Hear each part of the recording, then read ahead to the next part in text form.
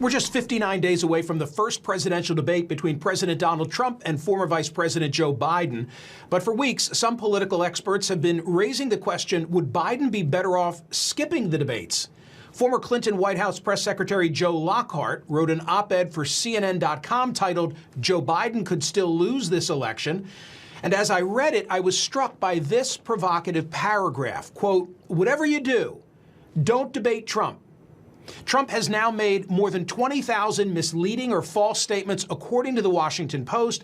It's a fool's errand to enter the ring with someone who can't follow the rules or the truth.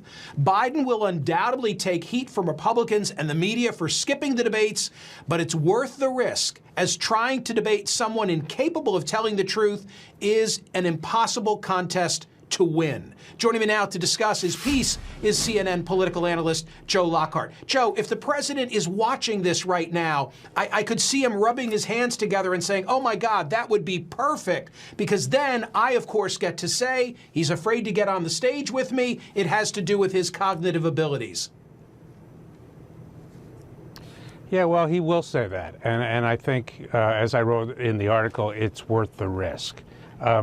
You know, this is a president who, as I said in the article, is incapable of telling the truth. He spins these conspiracy theories out there. And up till now, most of those theories are broadcast by Fox News and, you know, on his Twitter feed. And, you know, most Americans don't see that. The debates are very different. This is the one thing, you know, now that we're not really going to have conventions where the public will tune in, 50, 60 million people. And they will see all of this nonsense from him. He will take the truth and destroy it. And Biden will be in the position of correcting him over and over and over again. I don't think he should give him that platform. If you were contacted by the former vice president's campaign staff, hey, Joe, we read your piece and we're really intrigued. How do we execute this? What would you say? Well, I'd say, you know, look at what I wrote. It's not really a debate if only one side is willing to tell the truth. And we saw in the debates in 2016, Hillary Clinton showed a mastery of the issues. I think she, on every point, was more honest and bested Trump.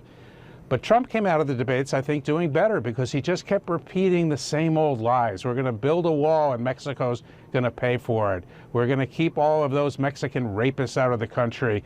We're going to make great trade deals. None of these things have come to pass. And giving him that sort of national forum to continue to spout, you know, to get to 21,000 or 22,000 lies, I think just isn't worth it for the Democrats or for Biden. Here's another strategy for Joe Biden. I'm just spitballing here and trying to be political advisor to both campaigns. It is to say, let Donald Trump continue to say all those things that he is saying about Joe having lost a step. The Joe that I saw last, I think it was Wednesday in Wilmington, when he faced the media, responded to questions. Questions weren't too hard, but responding to the questions, he was fine. And if Trump goes out and constantly bangs the drum about Biden, then Joe goes and he performs in that first debate. The bar has been set so low that he exceeds it, and people say, well, there was nothing to Trump's charges. What about that? Well, you know, listen, my guess is they probably will debate, and that is a factor. I think, you know, Trump is setting the bar so low for Biden that it'll be impossible for him to not reach it.